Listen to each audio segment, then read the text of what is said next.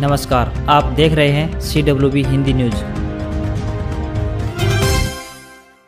मुख्यमंत्री मनोहर लाल ने कहा है कि राज्य सरकार स्थानीय युवाओं को रोजगार देने के साथ साथ हर युवा की शिक्षा और कौशल विकास सुनिश्चित करने के लिए प्रतिबद्ध है। मुख्यमंत्री कल देर सायं औद्योगिक संघों, उद्यमियों और अन्य हितधारकों के साथ बैठक कर रहे थे। बैठक में उप मुख्यमंत्री दुष्यंत चौटाला एवं श्रम एवं रोजगार राज्य मंत्री अनूप धानक भी उपस्थित थे। मनोहर लाल ने कहा कि औद्योगिक संगठन राज्य के विकास में एक महत्वपूर्ण भूमिका निभाते हैं और आज कई महत्वपूर्ण एवं मूल्यवान सुझाव हितधारकों द्वारा दिए गए हैं। इन सुझावों को निश्चित रूप से पॉलिसी तैयार करते समय शामिल किया जाएगा। यदि आवश्यक होगा तो नीति में संशोधन किया जाएगा ताकि नीति उद्योग के अनुकूल बन सके।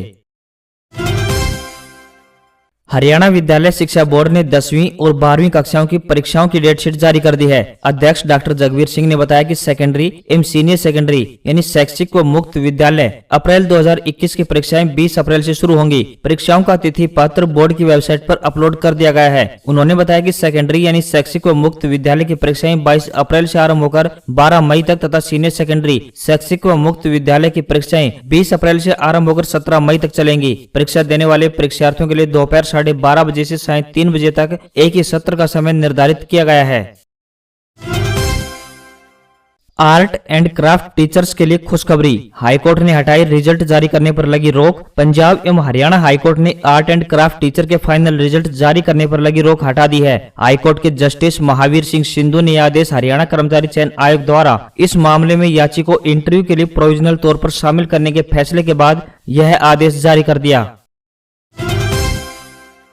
हिसार एयरपोर्ट से दिल्ली तक का सफर मात्र 90 मिनट में होगा पूरा। उप मुख्यमंत्री दुष्यंत चौटाला ने कहा कि राज्य सरकार हाई स्पीड रेल के माध्यम से हिसार एयरपोर्ट से नई दिल्ली तक का सफर मात्र 90 मिनट में तय करने की दिशा में काम कर रही है। इसके अलावा इंदिरा गांधी अंतर्राष्ट्रीय हवाई अड्डा टर्मिनल 3 तथा आसोदा स्टेशन से रेल कनेक्टिविटी की जाएगी। उन्होंने Haryana rail infrastructure development corporation द्वारा हिसार एयरपोर्ट से नई दिल्ली के बीच चलने वाली हाई स्पीड रेल के लिए DRP यानी डिटेल्ड प्रोजेक्ट रिपोर्ट की स्थिति की समीक्षा भी की। उन्होंने बताया कि इस हाई स्पीड रेल के चलने से हिसार हवाई अड्डे से नई दिल्ली के बीच की दूरी मात्र 90 मिनट में तय की जा सकेगी।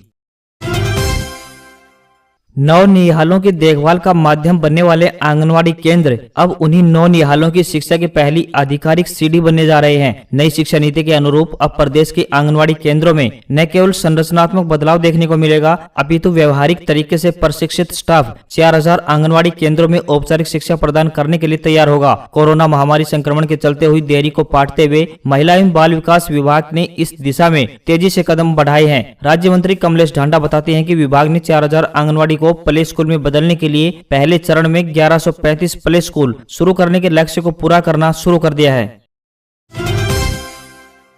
आयुष्मान भारत योजना के तहत केंद्र सरकार आयुष्मान आपके द्वार अभियान चला रही है। इस योजना के तहत अब 31 मार्च 2021 तक मुफ्त PVC कार्ड उपलब्ध कराया जा रहा है। अभी कॉमन सर्विस सेंटर में ई कार्ड के लिए 30 रुपए लिए जाते थे। आयुष्मान योजना के तहत हर परिवार के इलाज के लिए साल में 5 लाख रुपए दिए जाते हैं। भारत सरकार की आयुष्मान भारत कार्ड योजना के तहत जिले के सभी लाभार्थियों के आयुष्मान कार्ड बनाए जा रहे हैं। इस योजना के संबंधित सभी लाभार्थी अपने निकटतम CSC सेंटर में जाकर अपना नाम चेक करवा सकते हैं। अगर उनका नाम सूची में है तो वह अपना आयुष्मान कार्ड निःशुल्क बनवा सकते हैं। हरियाणा के झज्जर जिले को एक और नगर पालिका का तोहफा मिल गया है। बादली गांव को अब नगर पालिका बादली के नाम से जाना जाएगा। पूर्व कृषि मंत्री और भाजपा प्रदेशाध्यक्ष ओम प्रकाश धनखड़ के प्रयासों से बादली को नगर पालिका का दर्जा मिला है। बादली नगर पालिका में बादली गांव के साथ पहासोर और MP माजरा गांव को भी शामिल किया गया है। 3 गाँव को मिलाकर बादली नगर पालिका की सीमाओं के निर्धारण का नोटिफिकेशन भी जारी कर दिया गया है। नगर पालिका का दर्जा मिलते ही बादली में खुशी की लहर दौड़ गई है। ओम प्रकाश धनखड़ ने बादली को नगर पालिका का दर्जा देने पर मुख्यमंत्री मनोहर लाल खट्टर और शहरी विकास मंत्री अनिल विज का आभार जताया है। उन्होंने कहा है कि अब बादली नगर पालिका में शामिल किए गाँव को तमाम शहरी सुविधाएं मिलेंगी। उन्होंने कहा कि बादली में एम्स, आरोग्य धाम और KMP के साथ ऑर्बिट रेल बनने से तेजी से बादली का विकास होगा। राजस्थान में कोरोना के बढ़ते केस को देखते हुए होली पर गहलोत सरकार ने सख्ती का जो फैसला लिया था उसमें अब खेला कर दिया है। गृह विभाग ने 28 और 29 मार्च को शाम 4 बजे से लेकर रात 10 बजे तक सार्वजनिक कार्यक्रम करने की अनुमति दी है, लेकिन यह अनुमति लोगों के काम की नहीं है क्योंकि होली के रंग खेलने का प्रचलन दोपहर तक ही है। ऐसे में सरकार के इस छूट के फैसले से लोगों को कोई खास राहत मिलती नजर नहीं आ रही है।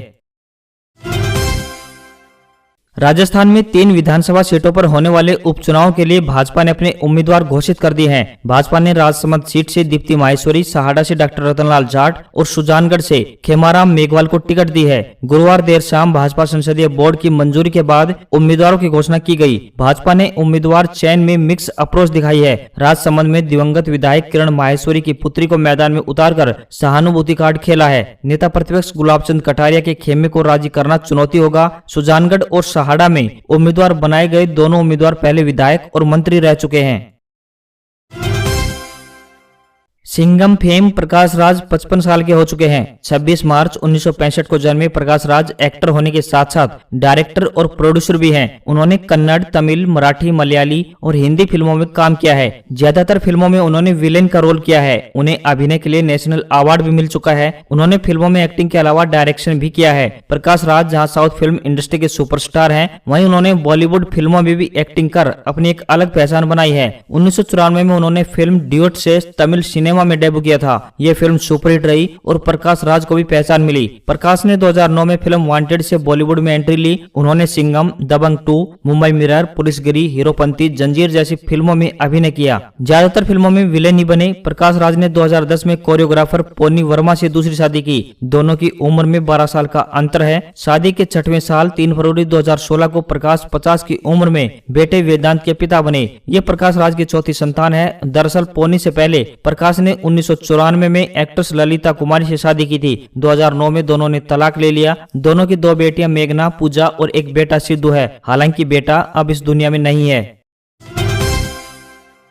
इंग्लैंड ने टीम इंडिया को दूसरे वनडे में 6 विकेट से हराकर 3 मैच की सीरीज 1-1 से बराबर कर दी है। अब निर्णायक और आखिरी मुकाबला 28 मार्च को पुणे में ही खेला जाएगा। भारतीय टीम को इंग्लैंड के खिलाफ पिछले 5 वनडे में चौथी बार हार मिली है। एक जीत मौजूदा सीरीज के पहले वनडे में मिली थी, जो टीम इंडिया ने 66 रन से जीता था। न्यूजीलैंड ने तीसरे वनडे मैच में बांग्लादेश को 164 रन से हराकर सीरीज में 3-0 से क्लीन स्वीप कर लिया। डेवोन कॉनवे 126 और डेरिल मिचेल 100 रन बनाकर नाबाद की शतकों की मदद से मेजबान कीवी टीम ने 50 ओवर में 6 विकेट खोकर 318 रन बनाए। जाओ में बांग्लादेश की टीम 42.4 ओवर में 154 रन बनाकर सिमट गई। जेम्स निशम ने 5 और मैट हेनरी ने 4 विकेट लिए। एक सफलता काइल जेमिसन को मिली। कॉनवे को मैन ऑफ द मैच और मैन ऑफ द सीरीज दोनों चुना गया।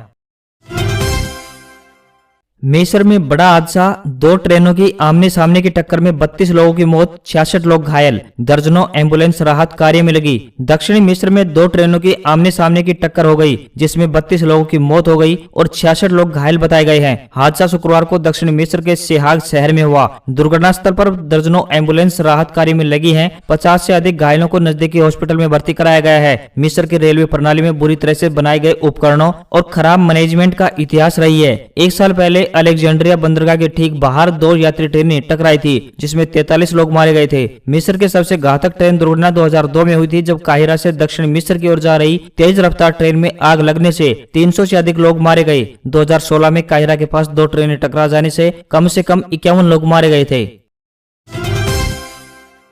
गोल्ड खरीदने वालों के लिए गुड न्यूज है। लगातार दूसरे दिन सोने की कीमतों में गिरावट देखने को मिल रही है। सराफा बाजार में 24 कैरेट गोल्ड की कीमतें 160 रुपए से गिरकर 44,760 रुपए पर प्रति 10 ग्राम तक पहुंच गई है। इधर चांदी की कीमतों में भी गिरावट जारी है। चांदी 700 रुपए टूटकर 65,000 रुपए प्रति किलो पर पहुंच गई है। हरियाणा स्टाफ सिलेक्शन कमीशन यानी HSSC ने संस्कृत विषय के PGT अध्यापकों की भर्ती के लिए नोटिफिकेशन जारी कर दिया है। आयोग ने संस्कृत PGT की कुल 534 रिक्तियों को भरने के लिए कैंडिडेट से ऑनलाइन आवेदन मांगे हैं। इच्छुक कैंडिडेट्स 2 अप्रैल तक आयोग की ऑफिशियल वेबसाइट hssc.gov.in के जरिए ऑनलाइन अप्लाई कर सकते हैं। इन पदों के लिए आवेदन करने वाले कैंडिडेट्स ने मैट्रिक या हायर क्लासेज हिंदी या संस्कृत विषय में से किसी एक विषय के साथ पास की हो। साथ ही संबंधित विषय के लिए हरियाणा शिक्षक पात्रता परीक्षा यानी एचटेट, स्कूल शिक्षक पात्रता परीक्षा यानी एचटेट का सर्टिफिकेट भी होना चाहिए। इसके अलावा कैंडिडेट्स के पास संस्कृत विषय में मास्टर डिग्री और बीएड की डिग्री भी होनी चाहिए।